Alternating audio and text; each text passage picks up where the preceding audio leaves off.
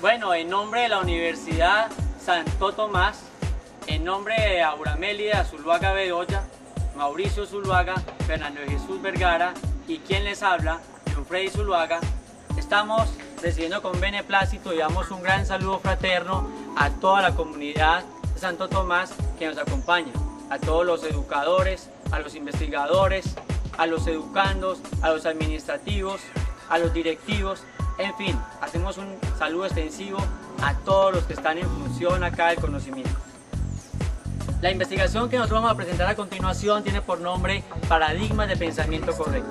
Y lo que desea es mostrar la posibilidad de un método que une racionalismo crítico, hermenéutica y teoría de la argumentación para sustentar un método que permita desarrollar un tipo de competencia.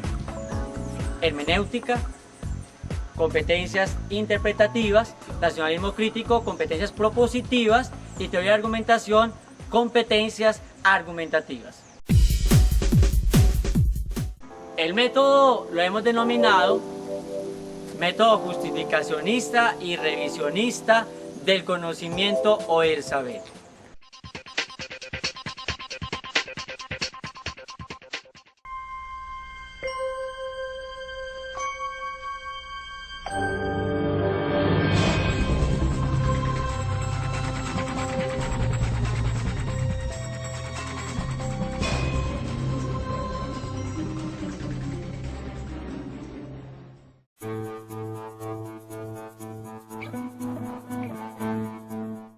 El hombre percibe su mundo a partir de un proceso interpretativo.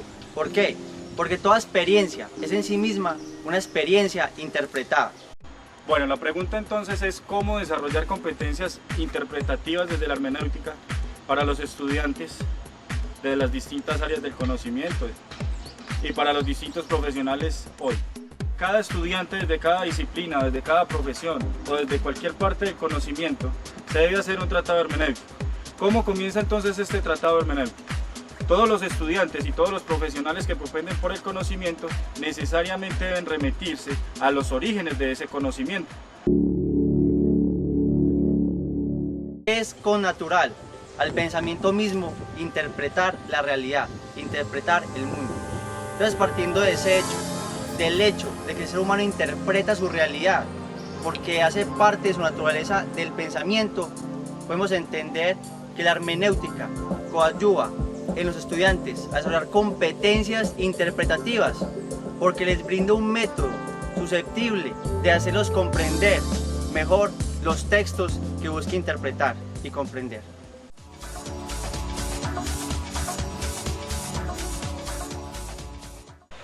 Una de las preguntas que nos hacemos hoy, guía, es cómo es que la teoría de la comprensión, es decir, la hermenéutica, posibilita que podamos nosotros desarrollar competencias interpretativas. Y lo vamos a describir en un procedimiento de 6 subpasos. El primero lo vamos a llamar anticipación de sentido. ¿Qué implica ello? Que cuando nos acercamos a una obra, sea una obra artística, literaria, pintura, sea una obra científica, una obra filosófica, nosotros, ante todo, tenemos unos pensamientos, lo que nos han dicho acerca de la obra, lo que nosotros creemos o intuimos de la misma. Esas anticipaciones de sentido lo podemos tener en dos enfoques, un enfoque positivo y un enfoque negativo. Tenemos anticipaciones falsas y tenemos anticipaciones verdaderas. Nuestro primer paso es vaciar todo ese contenido de comprensión, ¿sí? Digamos, lo puedes hacer en una hoja, lo puedes hacer en una bitácora, donde quieras. Vas escribiendo lo que piensas de la obra y las intuiciones que te han dado. Luego, al final de la comprensión, ya lo vamos a ver, vas a mirar cuáles anticipaciones o prejuicios eran positivos y cuáles negativos. Después de que tenemos ello, vamos a mirar unas cosas importantes en la teoría de la comprensión. Y es el segundo subpaso, una reconstrucción de las condiciones iniciales donde el autor estaba inmerso y a partir de las cuales creó la obra. Es decir, debemos recrear, si fue el pintor o el filósofo o el científico, qué economía existía en ese entonces, qué tipo de cultura, qué ideologías, bueno, qué tipo de condiciones espaciotemporales rodearon al autor e hicieron posible que él escribiera esa obra. Ese es nuestro segundo gran acercamiento en la teoría de la comprensión. Ese es nuestro segundo subpaso. Tenemos un tercer subpaso que nos faculta que podamos tener una mejor interpretación de las cosas. Y vamos entonces a darle paso a ello.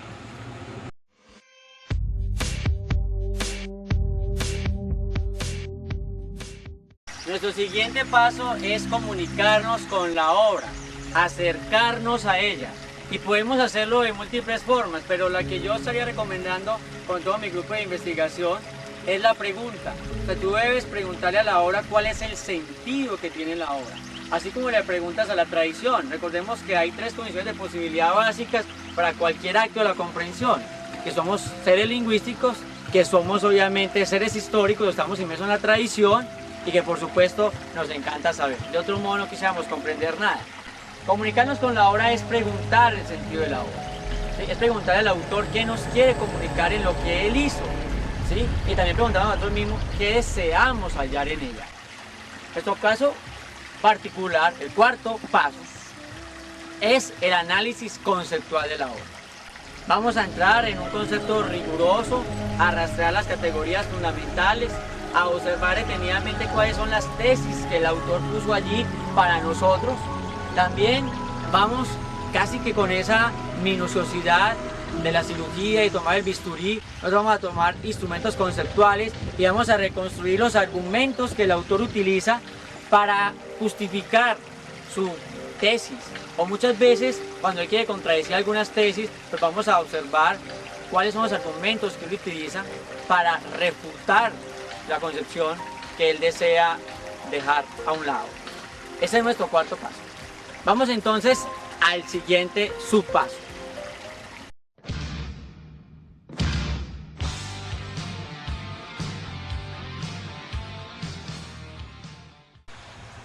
Nuestro quinto subpaso es uno de los fundamentales porque implica el acto hermenéutico en todo su esplendor. Cuando ya hemos acercado al autor, lo hemos cuestionado, hemos hecho análisis filológico, rastreado categorías, rastreado tesis, argumentos, podemos entonces pasar a algo crucial. Y es el acto hermenéutico donde vamos a reforzar los prejuicios positivos que teníamos o simplemente vamos a negar los prejuicios negativos que teníamos acerca de la obra. Es un ejercicio donde realmente uno se pone de acuerdo con el autor. Eso le podemos denominar un análisis intersubjetivo.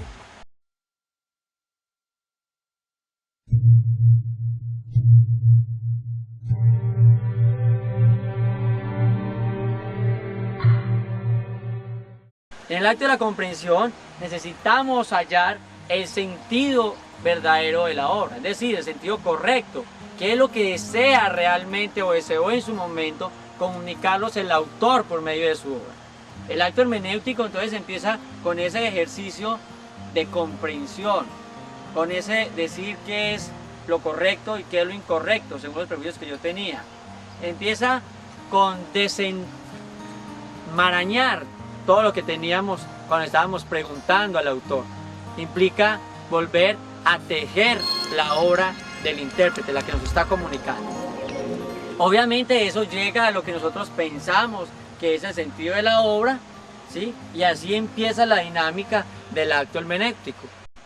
Llego entonces al acuerdo común. Y ese consenso me lleva al último paso. El último paso en el proceso de la comprensión y que es lo que nos posibilita desarrollar en los educandos las competencias de naturaleza interpretativa es el círculo hermenéutico, que ya lo había dicho en su momento Hans-Jörg Gadamer y que obviamente nosotros tomamos para colocar aquí en nuestra técnica o en los espacios que estamos recreando. Y es el ejercicio hermenéutico. Yo ya tengo una comprensión nueva de las cosas, se enriquece con lo que yo pensaba antes, con mi precomprensión, ¿sí? Y en ese enriquecimiento vuelve nuevamente a unirse una anticipación de sentido. Para resumir, yo pienso algo sobre la obra, luego la obra me comunica su sentido y se fusiona lo que yo pienso de la obra con lo que la obra me comunica en un nuevo sentido. Y ese nuevo sentido viene a ser enriquecido con nuevas interpretaciones, de nuevas tradiciones. Porque puede que yo esté mirando una obra literaria o una obra digamos, artística como la pintura desde el siglo XXI, pero luego vengan a interpretar esa obra en el siglo que me va a suceder. Vendrán entonces nuevas interpretaciones. El acto de comprender, todo el acto hermenéutico, toda esta técnica, implica que los educandos y que los investigadores desarrollen sus competencias interpretativas. ¿En función de qué? En función de rastrear el verdadero sentido de las obras.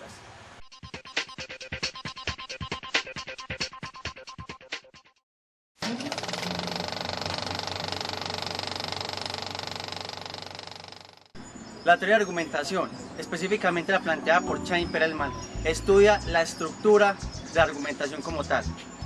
Ahora bien, lo que hay que plantear ahora es por qué es imprescindible la teoría de argumentación para el desarrollo de los estudiantes de competencias argumentativas. Principalmente porque sabemos que el ser humano se construye a partir de discursos, es decir, a partir de teorías construye su individualidad y su subjetividad. En este orden de ideas, si la argumentación es una función del lenguaje y es imprescindible para edificar una sociedad democrática y la sociedad misma, es necesario que cada joven pueda adecuarse e instruirse en el ámbito de la disciplina de la teoría de argumentación. ¿Cómo desarrollar competencias argumentativas a través de la teoría de la argumentación? Ya hemos visto cómo desde la hermenéutica debes hacer un análisis y una interpretación del texto. Hemos visto cómo a través de la teoría crítica descompones el texto y lo rearmas y lo validas o lo invalidas para el contexto actual, y todo esto en aras de la evolución del conocimiento. La teoría de argumentación se caracteriza por tener un gran despliegue de argumentos, una gran taxonomía.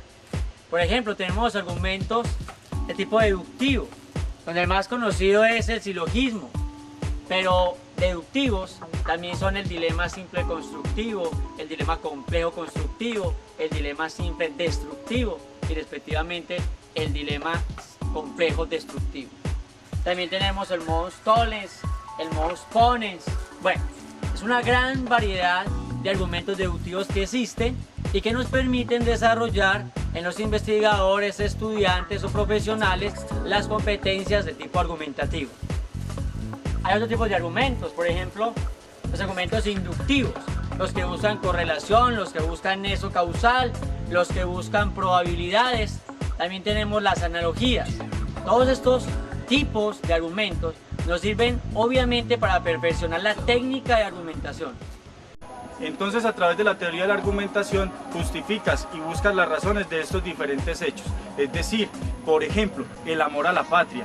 Ese amor a la patria, ¿cómo se debe justificar si no puede analizarse de manera demostrable ni observable, sino únicamente como una manera sentimental o emocional del individuo o de los individuos que componen una nación? Ese tipo de cuestiones solamente son justificables a través de los diferentes argumentos y a través de los diferentes hechos históricos que lo han antecedido, es decir, a través del análisis argumentativo de la tradición.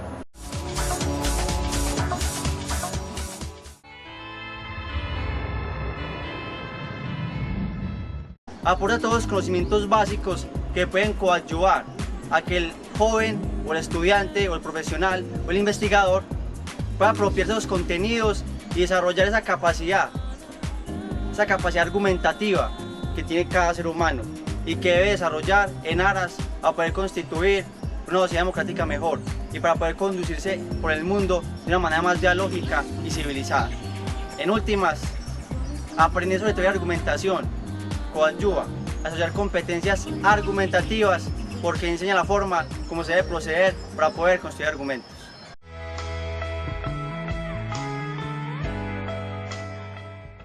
Por ello, es una gran gama de tipos de argumentos que nos posibilitan desarrollar las competencias argumentativas. Tenemos argumentos por estructura de lo real, tenemos argumentos por experimentos mentales, tenemos argumentos por ejemplo, es decir, tenemos una variedad inmensa. En la investigación, paradigmas de pensamiento correcto, lo que hemos deseado es mostrar un sendero, tal como se ve aquí. Es decir, en medio de tantas tipologías, clasificaciones y demás, en medio de tantas construcciones semánticas y teóricas, deseamos trazar una línea, un recorrido donde uno pueda transitar seguro.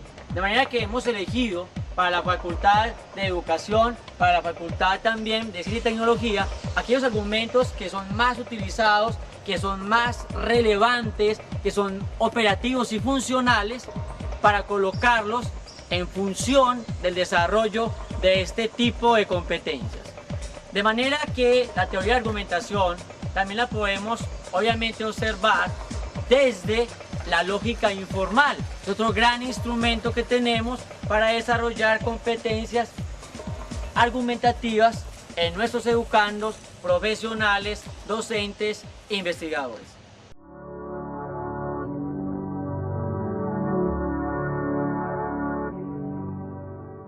¿Por qué es importante la teoría de argumentación? Porque solamente podemos pensar el desarrollo de las ciencias sociales, las ciencias humanas, la filosofía y el derecho a partir del ámbito de argumentación, de lo argumentativo. No podemos apelar a lo concluyente y definitivo, entonces hay que apelar a lo posible, a lo plausible, a lo verosímil. Y la argumentación es el recurso que posibilita llenar inconsistencias, fundamentar y justificar las teorías. Es que solamente podemos pensar en la edificación de una sociedad, una realidad social democrática en el terreno de argumentación. A partir de lo dialógico, a partir de argumentativo, solamente puede ser pensado lo democrático. Igualmente, problemas éticos, problemas axiológicos, problemas sociológicos, antropológicos, que no pueden ser demostrados, tienen que ser pensados en el terreno de la teoría de argumentación. De esta manera, la teoría de argumentación no solamente sirve para la praxis del hombre, para moverse y conducirse en el mundo, sino también para justificar teorías de disciplinas que no son meramente las correspondientes a las ciencias naturales y exactas.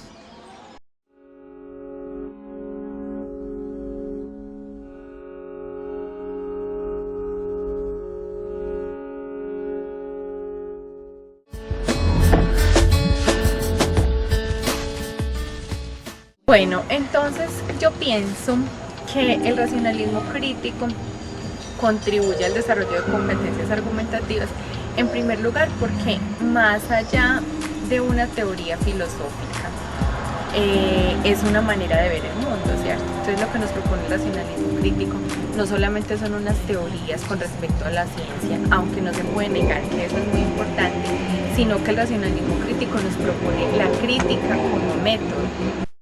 El racionalismo crítico, fundamentado por Karl Raimund Popper, parte de una premisa, y es básicamente que todo lo que conocemos del mundo, o todo lo que afirmamos del mundo, y las teorías que construyen a partir de eso, son refutables, es decir, son conjeturas.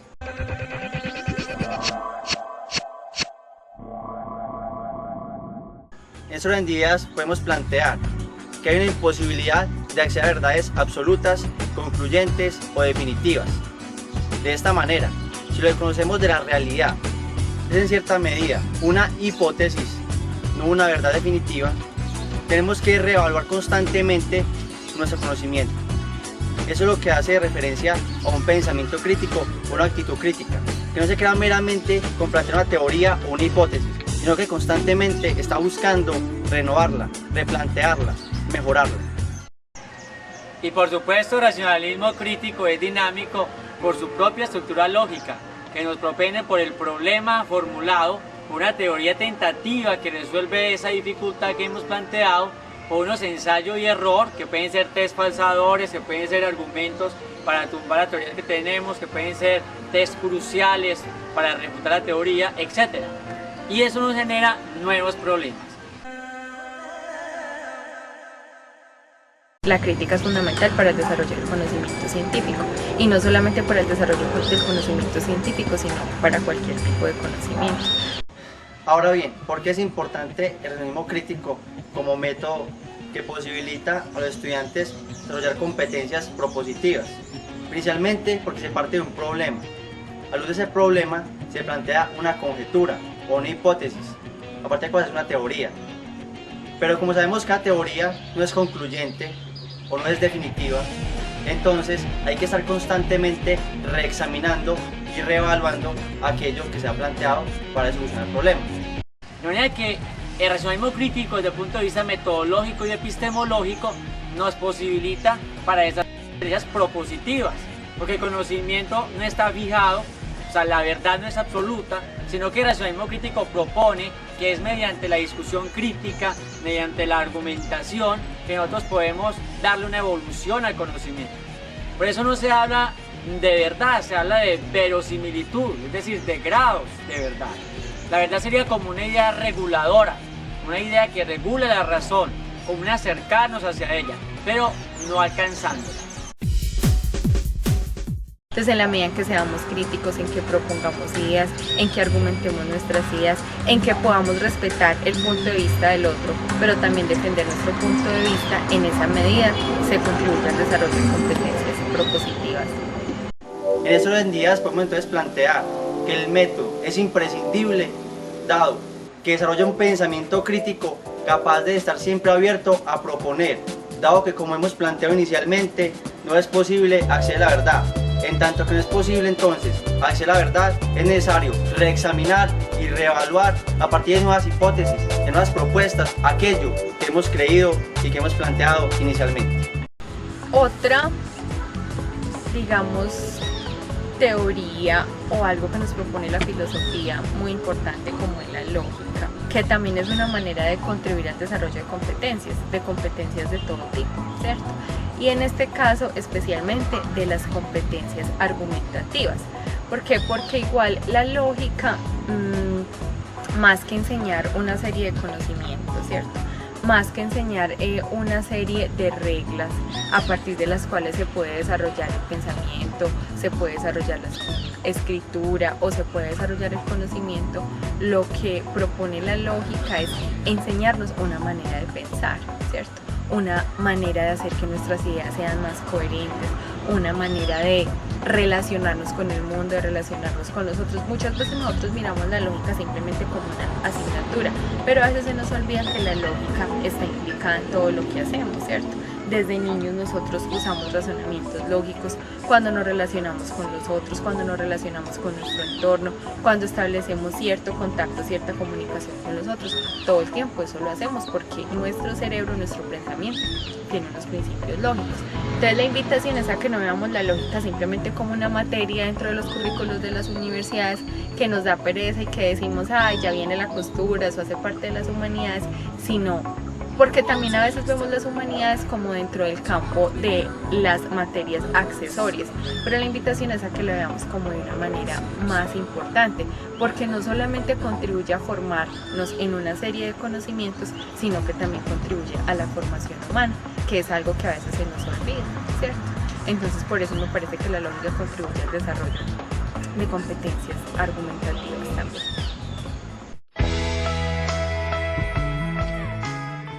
Si fuéramos a decir cuál es el método en resumen del racionalismo crítico, podemos decir que es el método de las conjeturas y refutaciones. Pensamos en un problema, deducimos una posible respuesta, una posible teoría que explique ese problema. Luego ponemos experimentos desfalsadores, observamos si la teoría resiste. Si no resiste, terminaría siendo falsada. En definitiva, proponemos un nuevo problema, ¿sí? Cuando esa teoría ya quedó como una explicación óptima, o si es refutada, pues colocamos un nuevo problema para buscar nuevas teorías.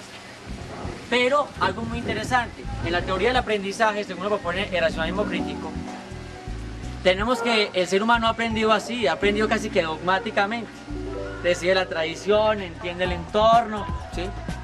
Pero debe asumirlo críticamente también para podernos adaptar. Entonces se van cambiando nuestras visiones del mundo, se van cambiando nuestras perspectivas, vamos observando lo que está allá afuera con otros ojos, y eso es lo que nos permite todo el tiempo desarrollar nuestra capacidad propositiva y nuestra capacidad también argumentativa.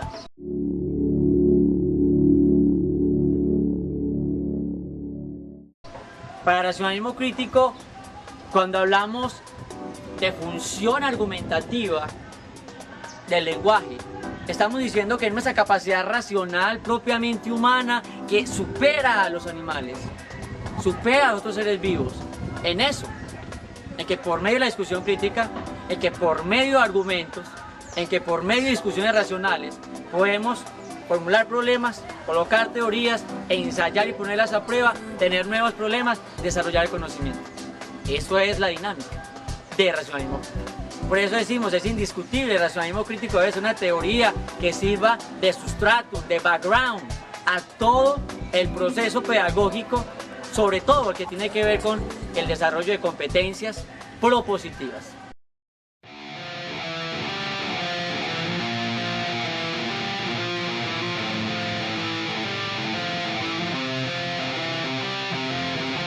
There's no money, there's no possessions, only obsession. I don't need that shit.